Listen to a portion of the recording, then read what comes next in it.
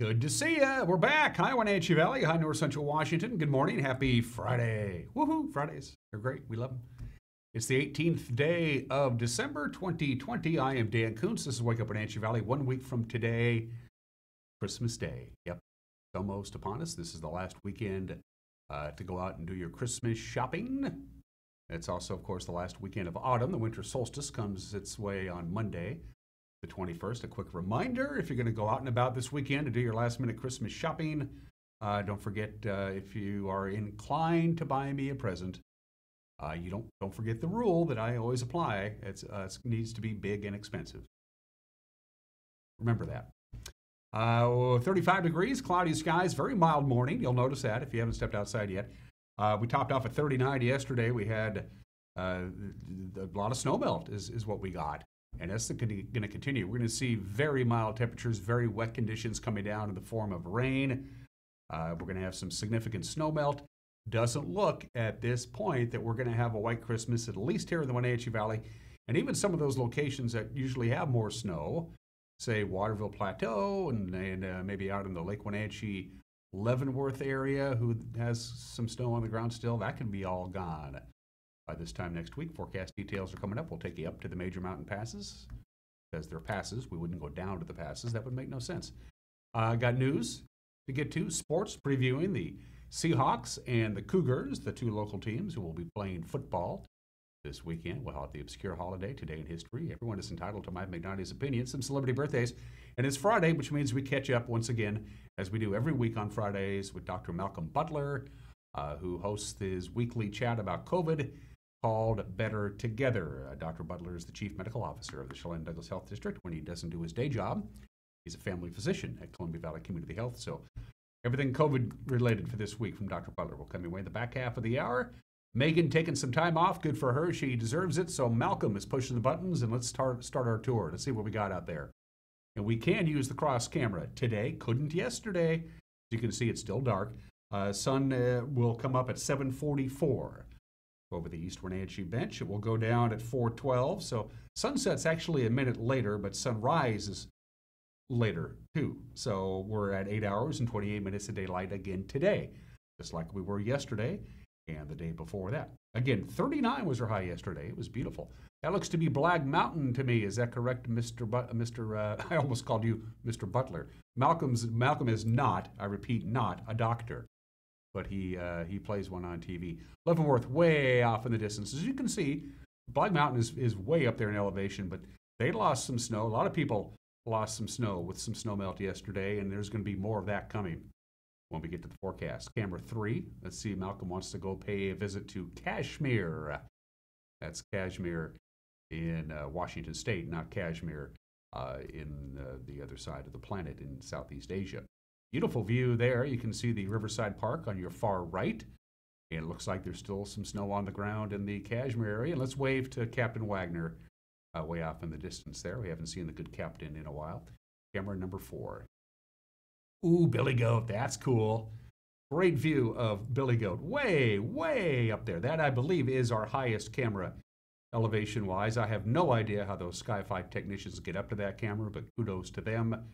That's Pateris that you see the bright lights. And then way off in the distance, you can see, because the lights are kind of being shrouded by that cloud bank, you can see Brewster just a little bit way off in the distance. Way out there is Canada, where they use the metric system the last I checked. So good morning to our friends up in the Okanagan area. It's good to see you on this Friday. All right, 4 minutes after the hour, a couple of slides to show for you. First of all, here's what we're looking at for the weekend. It's going to be wet and it's going to be warm, not too windy for the Wenatchee Valley. Most of the winds will be farther out to the east of us, out in the Columbia Basin, some of the Cascade Gaps in Spokane. They're going to get windy conditions, not so much here, but there's a pretty good Pacific storm packing a punch. It's still a continuation of a series of storm systems that's going to be coming through. Already has a couple of days ago. We got another one coming tonight. The big one is going to be on Saturday. So the snow will be heavy in the mountains and rain will be heavy on the valley floor. And that means rain and snowmelt. Quite a bit of it. It looks like over the weekend. It's going to be unseasonably warm. Not record-breaking warm, but warm enough. Let's go ahead and take a look at that next slide with the rain and the snowmelt coming. There we go. So rivers will be a little bit on the rising side. There's no flooding anticipated, but there is a lot of snow in the upper elevations. Even the Cascades are going to get a lot of rain, especially, they tell us, on Saturday night and Sunday. The snow level on Saturday night is going to go to 6,400 feet. Everything below that's going to come down in the form of rain, and they're going to get maybe 3 or 4 inches of rain in the passes. I think standing water may, in fact, be an issue. So just a quick heads up, things are going to be very active. All right, from the National Weather Service, here's what we're looking at. We'll start with today. Lots of clouds. Today's the quiet day. Not a lot happening out there. It's not that big of a deal. Snow level is going to be at 3,300 feet, so we'll top off right around just about what we did yesterday, 38 or 39 degrees. We're already at 35 degrees, so I wouldn't be surprised if we broke into the 40-degree mark by the time this day is over. Next storm system comes in tonight. The snow level will drop down to about 2,800 feet, but there's very little precipitation coming our way tonight. That's going to change, 32 for the overnight low. Some breaks, yeah, not bad on Saturday. Pretty mild, high of about 41 or 42, 34 for the overnight low on Saturday night. Saturday night into the wee small hours, here comes the rain. We could get up to 1/4 of an inch if possible rain Saturday night into Sunday. Sunday, highs will be in the mid-40s with more snow melt. Sunday night, snow level is going to be about 3,000 feet. Again, all the snow level is going to be well above the Wenatchee Valley. The snow level, as I mentioned before, is going to be near 6,400 feet up in the major mountain passes. So cloudy, partly sunny, mostly cloudy, very active weather, very mild temperatures. And of course, next Thursday is Christmas Eve. No snow in the forecast, I'm afraid. And on Christmas Day, which is 1 week from today, it's just a little too far out in the forecast to give you a general idea. But right now, with the snow melt that's coming our way, it's not going to be a white Christmas here in the Wenatchee Valley. Let's take you to the major mountain passes. A lot of people hitting the roadway for the weekend. We'll start out with Stevens Pass. They have a traction tire advisory on Stevens. It's snowing lightly on Stevens Pass with a traction tire advisory. You'll find compact snow and ice on the roadway there. Next up on our tour of the passes is I-90. Snoqualmie traction tires are advised. Snowing up there. Snow and slush on the roadway on Snoqualmie Pass. And then to Blewett we go, where we have no advisories, no restrictions, partly cloudy skies, roadway is bare and wet. The forecast for today for the mountain passes, snow. Most of it later on today. 2 to 4 inches of snow in the mountain passes, 3 to 7 inches of snow tonight for the Cascades. Saturday, about 2 to 4 inches of snow. Then it switches over to rain. They're going to get a couple of inches of snow on Saturday night, and then the rain will come overnight Saturday night into Sunday in the major mountain passes. It's going to be very mild up there. Highs will be near 40 up in the Cascades. So pretty good snow today, tonight, and Saturday, and then Saturday afternoon into Saturday night, all the way into Sunday. It switches over to rain in the Cascades. All right. That's your forecast. That's your past report. Going to take a break at 8 minutes after the hour and come back with your Friday morning news. You're watching Wake Up Wenatchee Valley on the NCW Life Channel.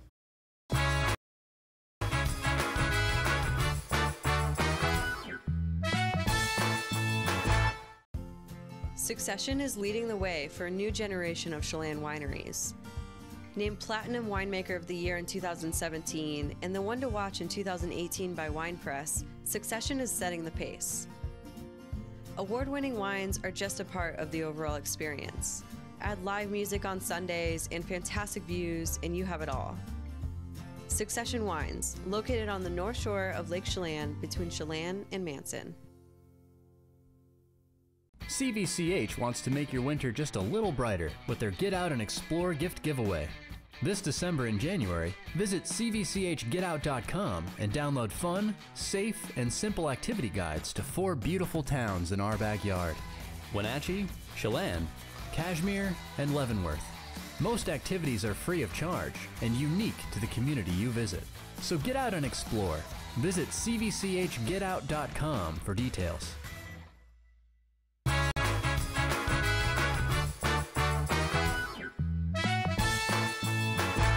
We are back at just about 10 minutes after the hour. Cloudy skies, 35 degrees. We'll be up near 40 today. We'll see high temperatures well into the 40s with quite a bit of rain for the Wenatchee Valley, sometimes mixed with snow in some of the colder pockets right through the weekend. And here's your headlines. The possession man suspected for more than 20 years of sexually abusing children in his care received his prison sentence yesterday. And it'll be 17 years in prison for Theron J. Heidemann.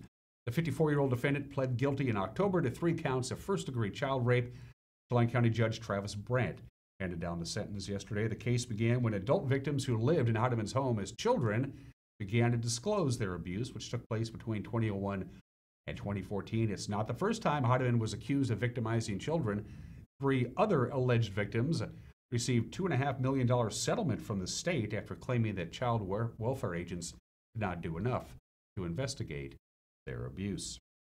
Confluence health workers began receiving the area's first COVID-19 vaccines early on Thursday morning. First in line at 5:45 a.m., physical therapist and COVID-19 team member David Hassey, ICU nurses Todd Avis and Ashley Everidge, and then Elizabeth Cabrera, a housekeeper in the COVID-19 unit at Central Washington Hospital. The hospital received 975 doses of the Pfizer vaccine on Thursday, with frontline healthcare employees immediate priority for the vaccinations.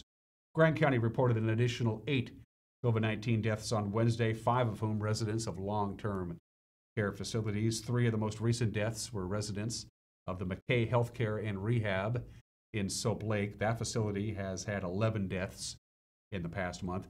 There was also another death at the Lake Ridge Center in Moses Lake. That brings that facility's total to 16. Columbia Crest Center in Moses Lake also recorded its 9th death.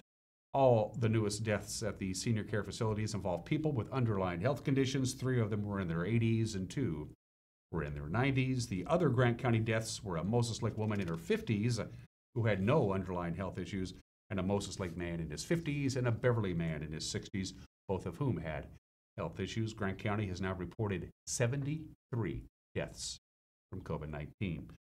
The Chelan Douglas Health District has released their latest COVID-19 data on long-term facilities, and right now 11 care homes in the Wenatchee Valley has had infections among residents in the Wenatchee Valley. 12 positive tests among residents, 5 positive tests among staff members over the last week. 4 residents currently hospitalized with the disease, and the Chelan Douglas Health District says 21 of the region's 38 deaths from coronavirus have occurred among care center residents. The killer of Jill Marie Sundberg failed on Thursday to get his case overturned. The State Court of Appeals says the murder conviction will stand, and the sentence for Gustavo Tapia Rodriguez will also stand. Tapia killed the 31-year-old Sundberg back in 2016 in an execution-style murder outside of Vantage. He was convicted by a Grant County jury last year. 2 other men pled guilty as accomplices. The men were involved in a drug gang led by Tapia, who came to believe Sundberg was acting as a police informant. A Wenatchee man found sleeping in his car last year with heroin, oxycodone, methamphetamine, and a loaded pistol was sentenced yesterday to 6.5 years in prison. 30-year-old Jared Andrew Nedro had been in jail since his arrest back on October 12th. That's when police found him. Wenatchee police found him slumped behind the wheel of a parked car. The car was running. It was a Subaru at the corner at a McKittrick Street apartment complex. In the car, he had nearly 2 ounces of heroin, an ounce of methamphetamine, 58 oxycodone pills, and a .25 caliber pistol. Nedro pled guilty Wednesday to charges of drug possession with intent to deliver, plus unlawful possession of a firearm. He has multiple prior convictions for similar crimes. And a Washington State Patrol trooper who helped save a suicidal woman on the Otobashian Bridge back in September was presented with the Washington State Patrol's Life-Saving Award Wednesday by Captain Matt Couchman. Trooper Margaret Tippins and Douglas County Sheriff's Deputy William Black responded to a report on the afternoon of September 28th of a woman on the riverside of the Otobashian Bridge railing who appeared as though she was about to jump. Trooper John Bryant said when the woman was unresponsive, Tippins and Black developed a nonverbal plan that enabled them to pull her back over the railing to safety. Bryant said Anna was taken to Central Washington Hospital and is alive today, thanks to the actions of Tippins and Black. And those are your headlines. At 14 minutes after the hour, we'll have a newscast for you tonight at 5, 6, and 10 with Grant Olson in the anchor chair. With a preview, here's Grant. I think. Do we not have a Grant preview? We don't. We'll move forward. All right, going to take a break at 15 minutes after the hour. We'll come back with sports, the obscure holiday today in history, some celebrity birthdays everyone is entitled to. Mike Mignity's opinion, and Better Together, the weekly COVID-19 update from Dr. Malcolm Butler from the Chelan Douglas Health District. It's coming up. You're watching Wake Up on Wenatchee Valley on the NCW Life channel.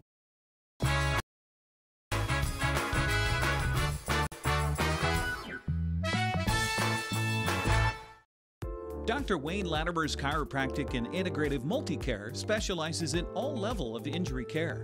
If you've been injured in an auto accident, on the job, have a sports injury, or a simple fall, call today for a free consultation. They offer a combined multi-care approach with medical, chiropractic, physical therapy, massage, and acupuncture.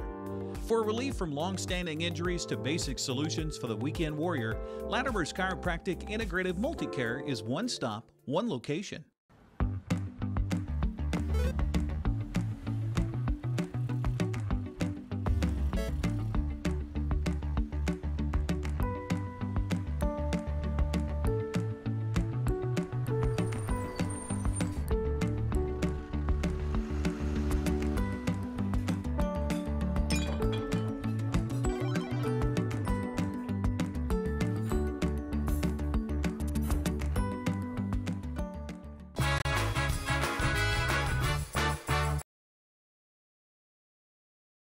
Back at it at 16 minutes after the hour.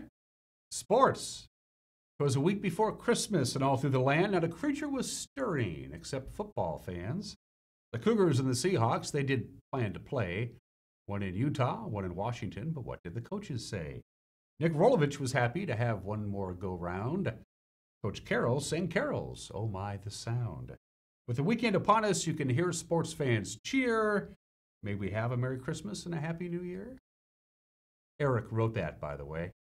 When Eric gets creative, I, quite frankly, get scared. Yeah, the Cougars kick off their final game of the season tomorrow at 10:30. They'll be in Salt Lake City to take on the Utah Utes. Of course, they're not going to go to a bowl game, even if they're invited to one. On last night's U.S. Bank Coaches Show with Matt Chesanow, Coach Nick Rolovich talked about how his offense will be challenged by a very physical Utah defense. I don't know Coach Whittingham that well, but you see that's where their mindset starts, of stopping the run and being physical. They play with a ferocity, especially in the core. That you're going to feel it. But I can see that being his thing. Is stopping the run, and they've got good size. They got some length, and even guys in the secondary position have shown to be physical this year. It's the Cougars and the Utes, a 10:30 in the morning kickoff from Rice-Eccles Stadium in Salt Lake City. That game will be televised on FS1. Here's what's on the schedule for college basketball. This weekend, the Washington State men's Cougars team trying to go 6-0 to start the season. They got Montana State at 6 o'clock tonight. The game will be televised on the Pac-12 network. Number 1, Gonzaga, they get back onto the floor finally. They've been shut down for a couple of weeks because of COVID-19. The Bulldogs are in South Dakota to take on number 3, Iowa. They tip time tomorrow morning on CBS. 9 o'clock on Sunday, the Huskies will be in Vegas for their tournament as Washington faces Colorado at 7 o'clock. That game will also be broadcast on the Pac-12 network.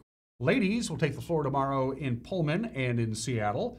Washington State will play host to number 21 Oregon State at noon on the Pac-12 network. That will be followed by Washington and number 7 Oregon at 2 o'clock, also on the Pac-12 network. On Sunday afternoon at 2:30, number 25 Gonzaga will take on Eastern Michigan in a tournament in beautiful Las Vegas. Seahawks got a win on Sunday against the Washington football team if they hope to keep pace with the Rams in the division.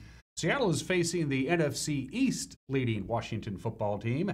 The Rams are facing the winless New York Jets. Taking you behind the curtain now. If you walk around the VMAC in Renton, that's the Seahawks practice facility, they constantly have videos streaming of all great Seattle plays and games. And one video that's been airing this week is the top 5 plays versus Washington all time. Washington Redskins at their own 6. Cousins shotgun snap. He's in the end zone. He goes down for a safety. Bobby Wagner on the blitz. The 29-yard line. Play action.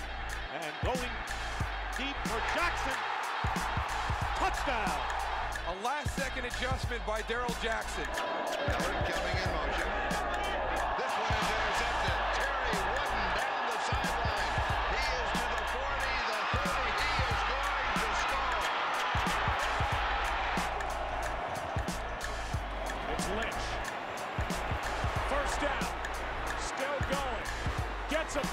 from his quarterback and is in for the touchdown.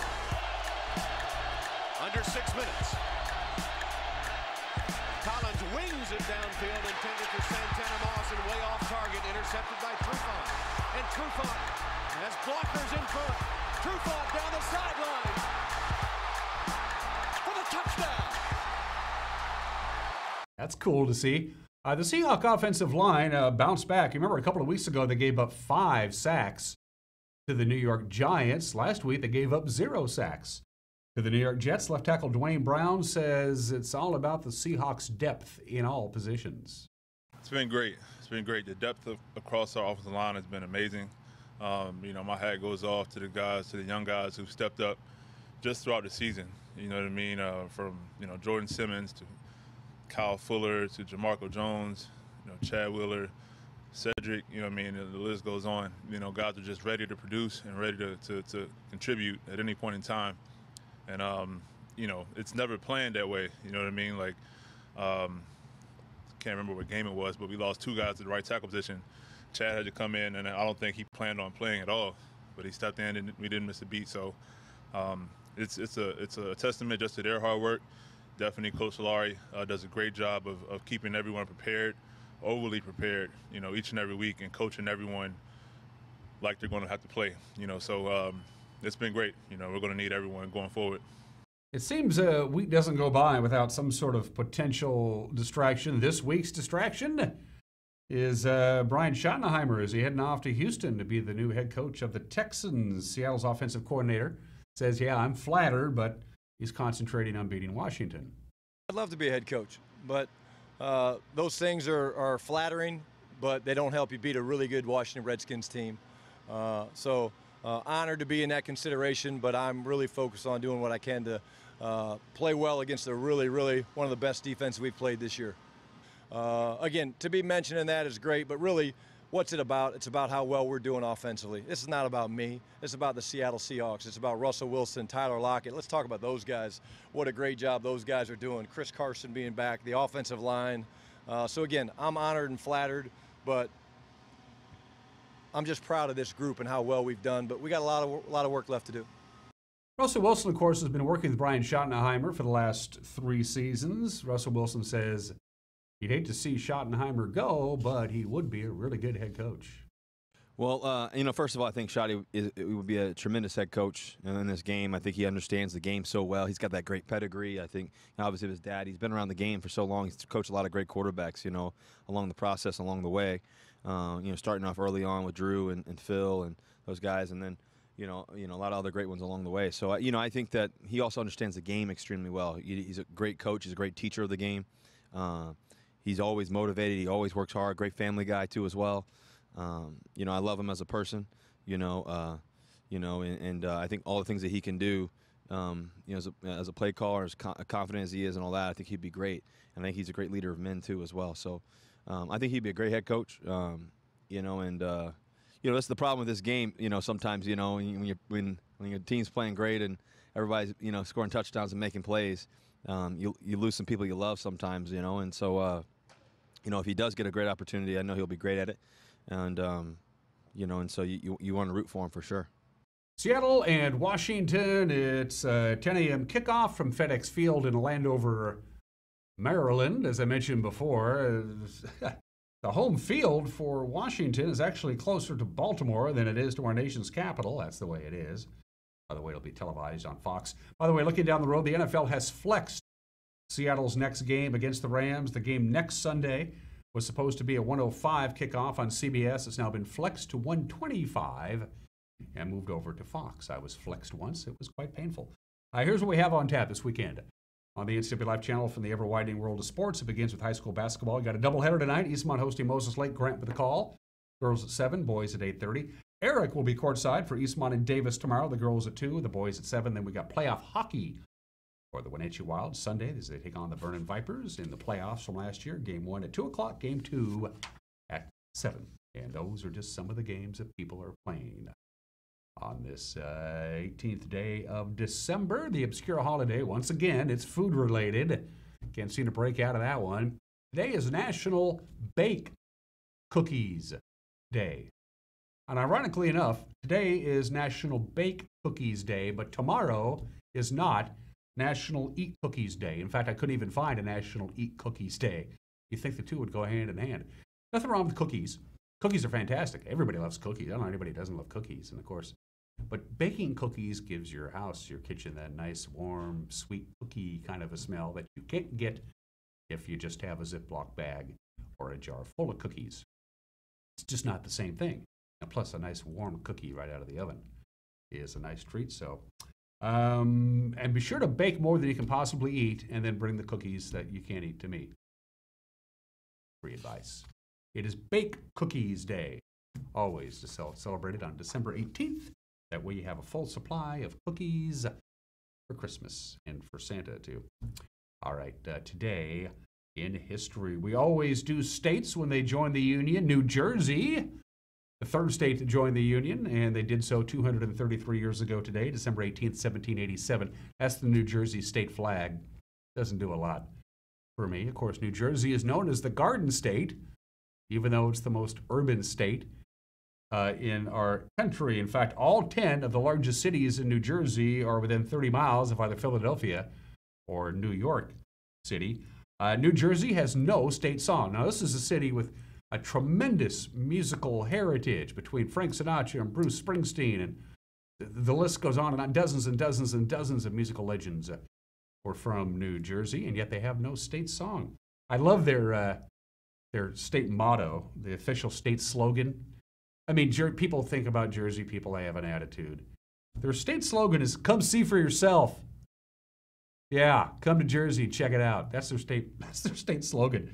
More cars are stolen in Newark than any other city in the United States. But New Jersey, because of its location, almost halfway between New York City and Philadelphia, was a key part of the American Revolution. In fact, more battles were fought in the state of New Jersey than any other state or any other colony during the Revolutionary War. Of course, the Battle of Trenton was huge. The Battle of Princeton, major strategic turning points in the Revolutionary War.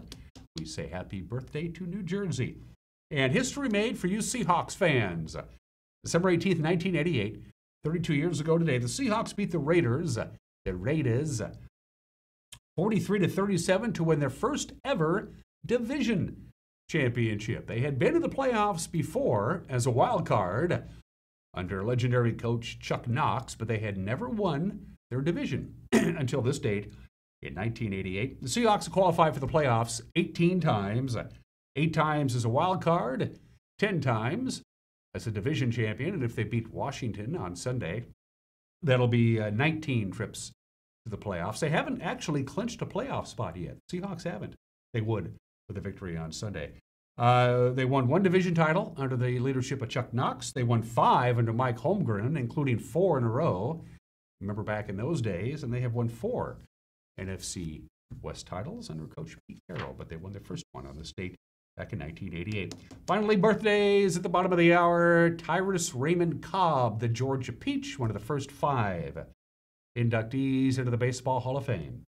Born in this state in 1886, died in 1961 at the age of 74. A very wealthy man. He invested heavily in stocks in General Motors and Coca-Cola. Was worth about $10 million or $11 million when he died in 1961. That comes out to like $100 million today. His .366 lifetime batting average is still the highest of all time. Ty Cobb, born in the state in 1886. He's still alive. Every time Keith Richards celebrates another birthday, I owe a buddy of mine $5. It's our running joke. We've been doing it since the early 90s. Happy birthday, Keith Richards. Rock and roll, baby. Keep going, my man. He's 77 years old today. I saw Keith the other day on a news report. He's a lovely shade of blue. He looks good. Steven Spielberg is 74 years old today, the highest grossing film director of all time. Jaws, Close Encounters, the Indiana Jones franchise, E.T., Jurassic Park, Schindler's List, Saving Private Ryan, Lincoln, The Post. Steven Spielberg. Has he ever made a bad movie? I don't know. I don't think so. He's 74 years old today. And speaking of Hollywood, Brad Pitt. A lot of people think that I look a lot like Brad Pitt. I have to agree with him. His breakout role, of course, was the hitchhiker in Thelma and Louise, and then a river runs through it. Legends of the Fall, 7. That movie scared me. 12 Monkeys, Ocean's 11, Moneyball, Once Upon a Time in Hollywood, Brad Pitt, 57 years old today. Keith Richards celebrated another birthday. Wow. Somebody probably needs to tell him. It's the bottom of the hour. We're going to take a break, come back with Mike Magnotti's opinion, and then it's another edition of Better Together, the weekly COVID-19 update from Dr. Malcolm Butler. You're watching a Friday edition of Wake Up Wenatchee Valley on the NCW Life channel.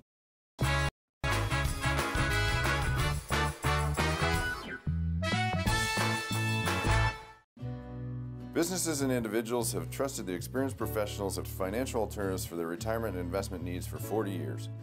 They offer a broad range of investments, annuities, and insurance solutions for people and businesses throughout Washington.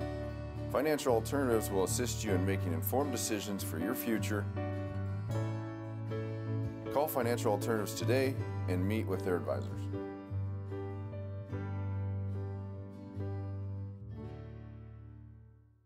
Visit the Chelan Valley for the first annual Small Town Holiday Celebration featured at these local merchants. Chelan Wireless is your Verizon authorized retailer featuring the latest iPhone and Android devices. Personal or business, they have the plan and the customer service you're looking for. From home furnishings to the latest in home entertainment technology, Deepwater Home and Electronics can provide the selection and the connection for your wireless world. At Local Myth Pizza, we believe in real food, freshly prepared with only premium ingredients. Our cheeses are imported from Italy. Our sauces, dressings, and even our sausages are made in-house fresh daily. Featuring Northwest craft beers and 30 Chelan Valley wines and ciders. Family fun and amazing food. Eat local, drink local, and be local at Local Myth Pizza. Come see why Sunset Magazine says you can't beat Local Myth Pizza.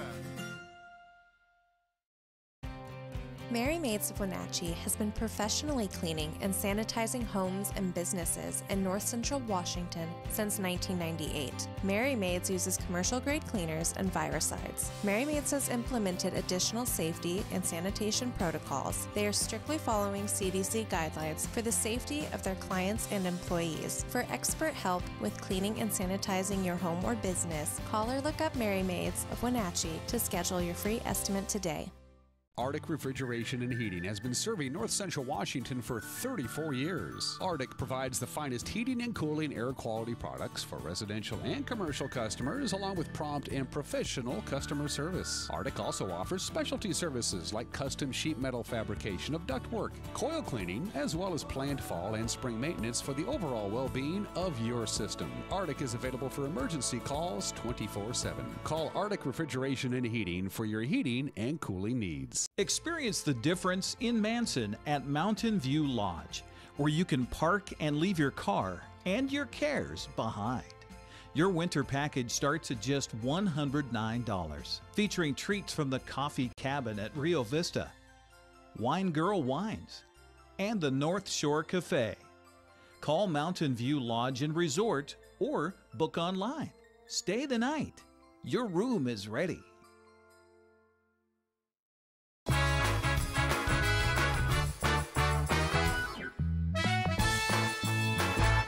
This is Mike Mad Dog Magnotti, and everybody is entitled to my opinion. Now, a good pal of mine who was raised in the Catholic Church recently said that he feels that the Roman Catholic Church is little better than a criminal organization which, due to past abuses, and specifically due to the way sexually abusive priests have been protected and their crimes covered up, that organization should be disbanded and eliminated. Well, I see his point and appreciate that he does speak as a member of that particular club, so to speak. There are many people for whom the Catholic Church is still their earthly means of connecting with God. And every church, big or small, has its problems. Now, of course they do. We humans run them.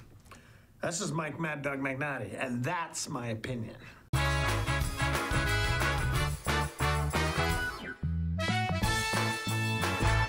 The two hottest pickups in America are at Town Chrysler Jeep Dodge Ram. First, the Ram 1500 with back-to-back Truck of the Year awards from Motor Trend, and now the Car and Driver 10 Best list for 2020.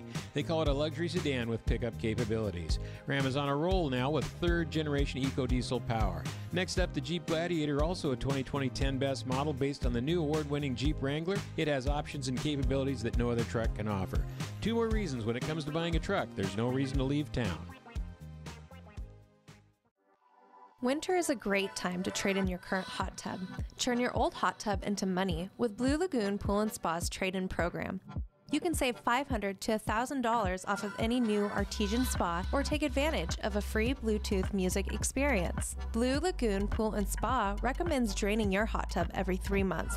Ask us about our drain and refill special. Stop on by Blue Lagoon Pool and Spa today. Club Crow Bar and Grill in Cashmere is your place for famous blues, brews, and barbecue. Currently, Club Crow Bar and Grill in Cashmere is open for takeout. Owner Justin Hefner and his staff are just as excited as you to get back to their regularly scheduled full menu, music, and poker, so stay tuned. Meanwhile, Club Crow Bar and Grill in Cashmere is serving a limited menu for lunch and dinner takeout. Club Crow Bar and Grill in Cashmere, the coolest place in town. Contractors, furniture makers, and weekend do-it-yourselfers around north central Washington will tell you that Lombard's Hardwood Supply is the place to get what you need. Lombard's full millwork shop can handle jobs large or small. Lombard's has a full line of interior and exterior doors available, as well as custom barn doors. From alderwood to zebrawood and everything in between, it's Lombard's Hardwood Supply on School Street in Sunny Slope. Like us on Facebook and check out our monthly special. Hi,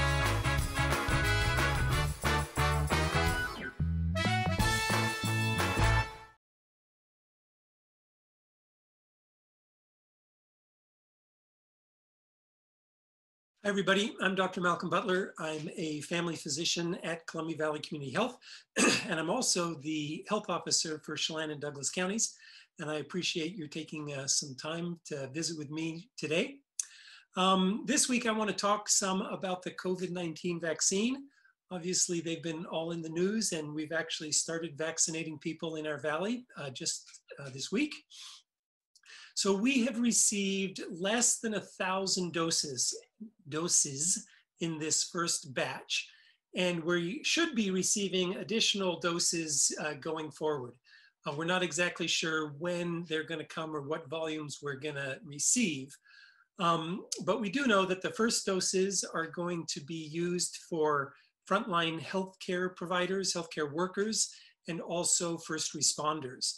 After that, the vaccines will be provided to residents of long-term care facilities, so nursing homes, assisted living facilities, that sort of thing. And then after that, to essential workers, which would include educators, folks in the agricultural industry, that sort of thing. So I don't actually know when the vaccine will be available for the general public, but I'm thinking probably early summer timeframe. And so if you're maybe concerned about the vaccine, you're worried about whether it's safe and how it might affect you, the good news, I guess, is you'll have probably 6 months worth of experience with the first line health workers and responders, see how they did with it before any vaccine becomes available for you to use. So I want you to know that I have been keeping tabs on the vaccine, the development, how it's been evaluated, and how it works. And I have great confidence in the quality of this vaccine and in its safety. And I want you to know that as soon as I can, I'm going to be sort of first in line to get vaccinated, because I think it's super important. And frankly, I'm kind of scared of COVID. So let's talk a little bit about how the vaccine works, because it's actually very cool. So this vaccine is what I would call hyper modern. It is called a messenger RNA vaccine. And this is relatively new. A couple of them already exist.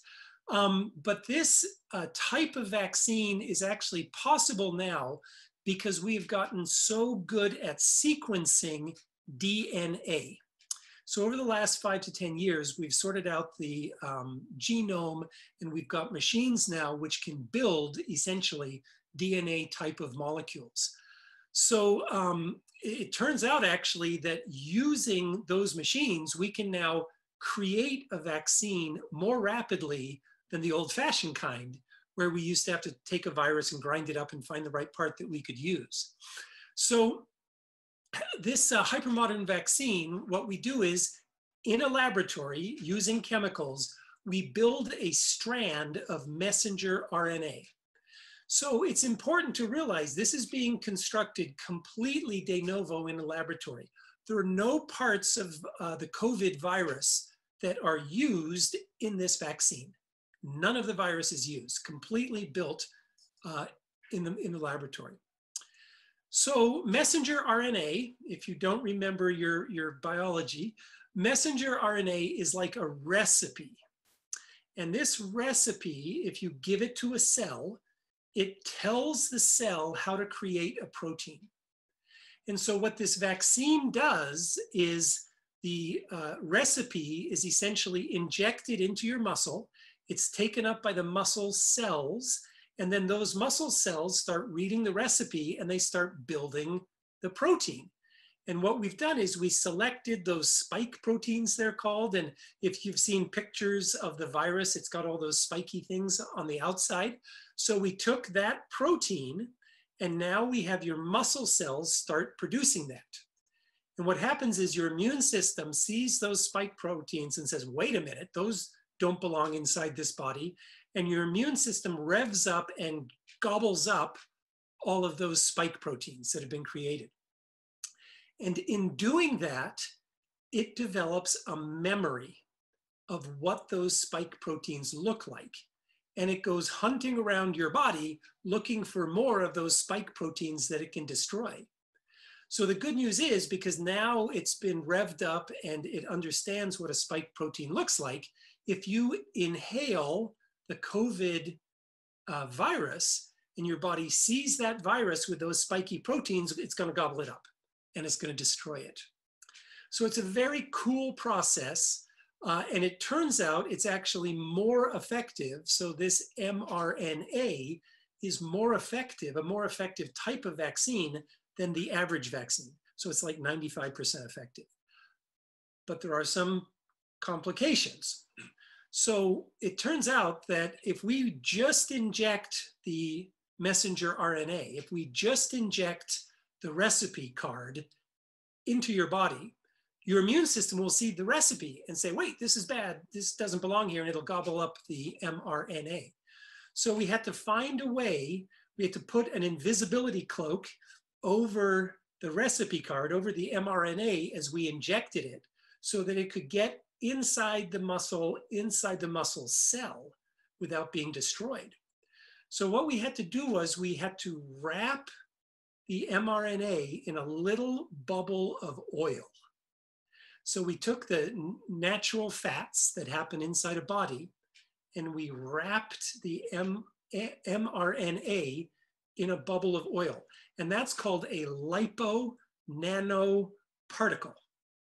So what we're actually injecting into you are a whole bunch of lipo-nanoparticles, inside of which are these little mRNA molecules. And these lipo-nanoparticles get inside the muscle cell, and then the oil is sort of just absorbed inside that cell, and it reveals the recipe. And so that coating of oil is the invisibility cloak that gets the mRNA inside your body without being destroyed. So you can imagine oil melts really easily, right? It breaks down super easily, which is why these vaccines have to be kept very, very cold. In fact, they have to be kept at negative 94 degrees or 94 degrees below zero, 94 degrees below zero, which is way colder than, you know, your standard refrigerator or freezer.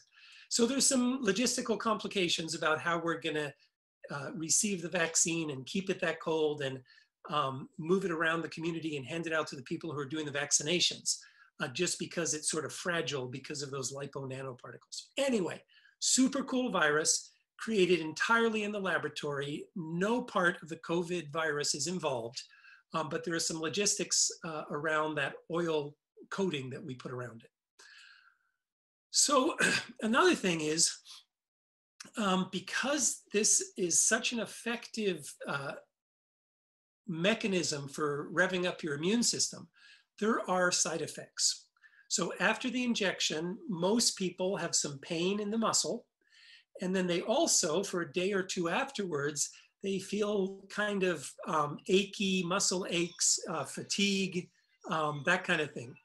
And I think a lot of people who feel headachy, sore, weak think, oh my goodness, I've developed an infection. So I just want to clarify, because our whole lives, when we feel icky like that, we say, oh, we have an infection. And actually, it's not a virus or any other infection that makes you feel that way. When we feel that way, that is what it feels like when our immune system is getting revved up. So when our immune system is getting revved up and is super active and making antibodies, we develop soreness and fatigue and achiness and headache and fever. So it is your immune system doing the work that we're asking it to do that gives us those symptoms, what people are calling side effects. It is not because you've been infected, but rather because your immune system is reacting to those proteins that we told your cells to build. Anyway, so don't worry too much about the side effects. They're normal. And in fact, the stronger the response you have, the more achiness and fevers you have, probably the more immune you will actually be. So look forward to a bit of a strong response. So that's my story about the vaccination. Pretty cool. So we got some questions for today, so I'll read through these. The first one is, the FDA approved this COVID vaccine very quickly. How can I trust that this fast tracking of the vaccine means it is safe for me and my family? And I think that's a very common concern. So let's talk about what normally happens. Normally, when a company is trying to develop a vaccine, they have to find the virus or whatever is causing, the problem we're trying to solve. They have to isolate it. They have to grow it up. They have to find a part of it which can be used as a vaccine. And then they develop their vaccine. They inject that into 30,000 to 40,000 people. And if it's okay, if those people do fine, they don't have bad reactions or anything, then they have to wait. And they have to wait until the people who are in the trial are exposed to the problem. So for example, things that are really rare, like measles or polio or other things that we have vaccines to, it might take years for that group of 40,000 people to be exposed to polio. And they would need to be exposed to it to prove that they are in fact immune to it. So it used to take years and years and years to develop a vaccine. But this time, it's totally different. What we've done this time, again, I told you about how the vaccine is fabricated using the new DNA sequencing technologies that we now have. So the mRNA was produced very quickly. It was still put into 40,000 people. But because COVID is so prevalent right now in our communities, it only took a couple of months before there were enough people who had contracted COVID in the group who didn't get the vaccine to prove that the 40,000 people who did get the vaccine were immune. So those few things made it possible to produce this much more rapidly. Also, and this is kind of cool, the manufacturers actually started producing millions and millions of doses while they were waiting for those 40,000 people to get exposed to COVID in the environment. So they didn't wait for the final approval before they started production. They started production, and so the production and the trials were going on side by side. The good news, I think, both for all of us and for these companies who have invested a lot of money in producing vaccine, was it worked brilliantly. The FDA put everything else aside and reviewed all of the data and approved things quite rapidly over a couple of weeks, instead of getting in queue and waiting for weeks and months for approval. So the whole process obviously was fast-tracked. But I am very confident that 40,000 people experienced the vaccine. We know that the side effects are very, very minimal, and we know that it has about a 95% effectiveness. So I am confident that even though this happened rapidly, it's a high quality product. Great question. Sorry, kind of a long-winded answer there. Second question. I heard the vaccine is a way for the government to control the population. Does the COVID vaccine affect my fertility, and what are its side effects?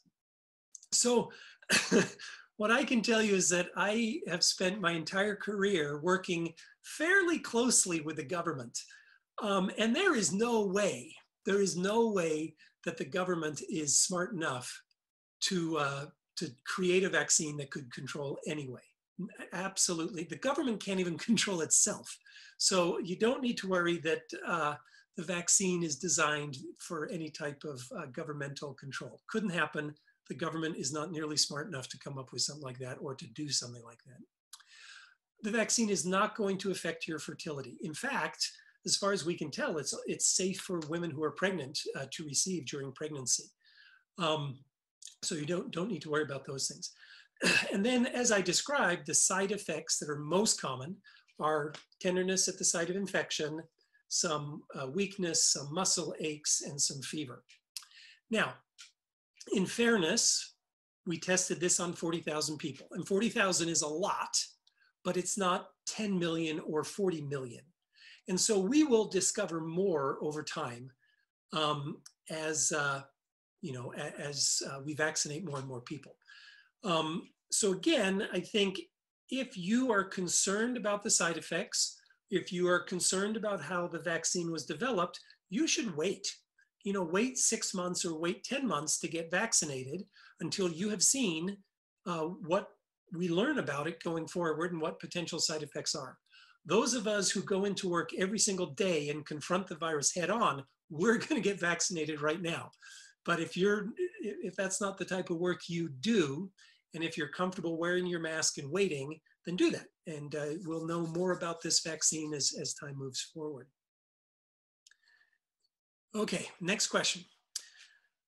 The vaccine is supposed to get COVID under control in our community and our country.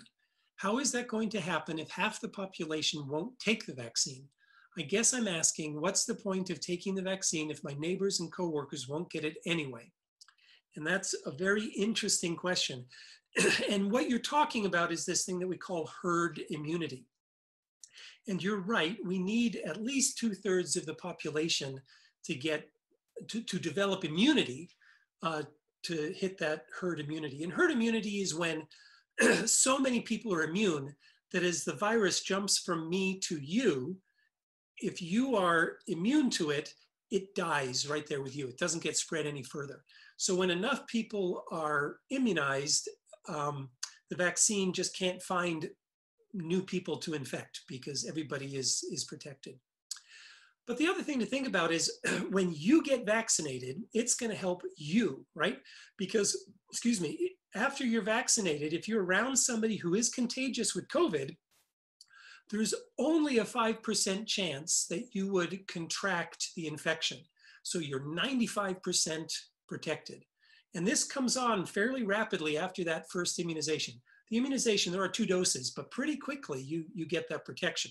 So for sure it protects you almost right away. Also, as far as we can tell, after you've been vaccinated, it is very, very unlikely that you could infect anybody else. So you could look at getting vaccinated as a way to protect your family and to protect the people you love. And then finally, another thought is, once we have everybody vaccinated, hopefully we can take our masks off. But I suspect that most employers, if you have elected not to get vaccinated, most likely, most employers are still going to require you to wear a mask. So think about that too. If you love wearing a mask, don't get vaccinated. But if you hate, like me, if you hate wearing a mask, get your vaccine. Okay. I read online that if you have allergies, you shouldn't get the vaccine because it could send you into anaphylactic shock. My whole family has allergies, so do I need to worry about that? So again, we're going to know a lot more after we vaccinated several million people, right? But in the first few weeks of vaccinations, there have been some cases of a couple of people who had an anaphylactic reaction. So an anaphylactic reaction is not like allergies. I mean, if you have allergies to peanuts or to shellfish or to bee stings, and essentially your whole body swells up, your airway closes off, and you could die, that's an anaphylactic reaction. So the common allergies that almost all of us have, like you can hear in my voice right now, runny nose, itchy eyes, scratchy throat, standard allergies, totally different, and you don't need to worry about that. However, the two people who had an anaphylactic reaction in England, both of them had a history of having had anaphylactic reactions in the past.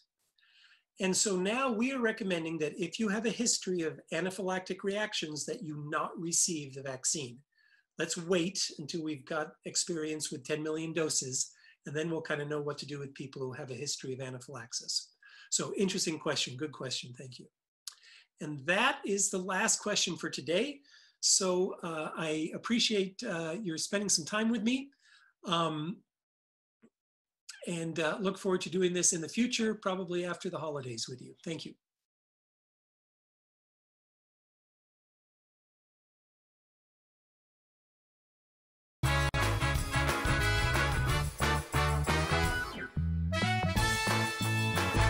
With PUD rebates, we'll give you money to upgrade your house and reduce your energy footprint.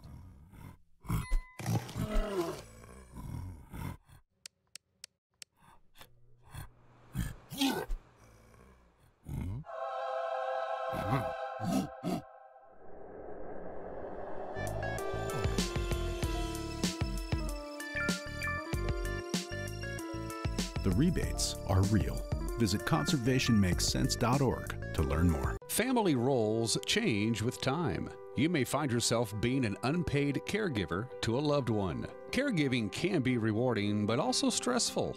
Taking care of yourself is vital. Aging and Adult Care of Central Washington has low or no cost services for unpaid caregivers, such as in-home support, care supplies, and counseling. Connect in your local area by calling Aging and Adult Care at 800-572-4459 and mention you're interested in caregiver support.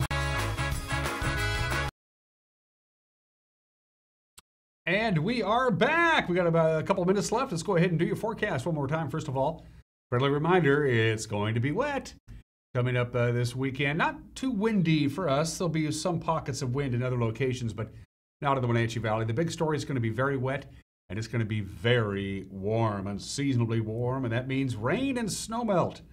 An abundance of rain is coming our way, and when that happens with warm temperatures, rivers are going to rise, creeks are going to rise, especially late Saturday, all day Sunday, and right on into Monday. Get ready for some big time snowmelt. From the National Weather Service, here is your forecast. Snow level today at about 3,300 feet, so nothing to worry about. We'll top off near 40. It's 36 right now. Slight chance of rain tonight. I wouldn't bet on it. Overnight low of about 32. Partly sunny and 41 on Saturday. Significant rain Saturday night into Sunday. A lot of rain until about 10 a.m. on Sunday. So we're looking at maybe 1/4 inch of rain. Lots of snow melt and very mild. We're not going to get below freezing on Saturday night and into Sunday. Some sun breaks on Sunday. Look at all these temperatures in the 40s. And then, of course, all the way to Thursday, which is Christmas Eve. Mostly sunny and 33 with the amount of snow melt that's coming our way, and then no snow in the forecast. Doesn't look like we're going to have a white Christmas, at least here in the valley. Let's take you up to the major mountain passes. Things have improved on Stevens Pass. They've improved in all the passes. For that matter, traction tires are advised right now on Stevens Pass. They have roadways mostly bare and wet with some slush and ice in places. I-90 looks fine. Traction tires are advised there. No advisories, no restrictions. On Blewett Pass, snow today. For the Cascades, anywhere from 2 to 4 inches possible, 3 to 7 inches of snow possible tonight, 2 to 4 additional inches of snow on Saturday. And then Saturday night, the snow level goes all the way up to 6,400 feet. Everything below that is going to come down first as a rain-snow mix and then just plain rain. So heavy rains and standing water is going to definitely be an issue on the mountain passes in the wee small hours of Sunday morning and right on into Sunday afternoon. And that's it for us. Have yourself a good and safe weekend. We'll see you Monday. Take care. Bye-bye.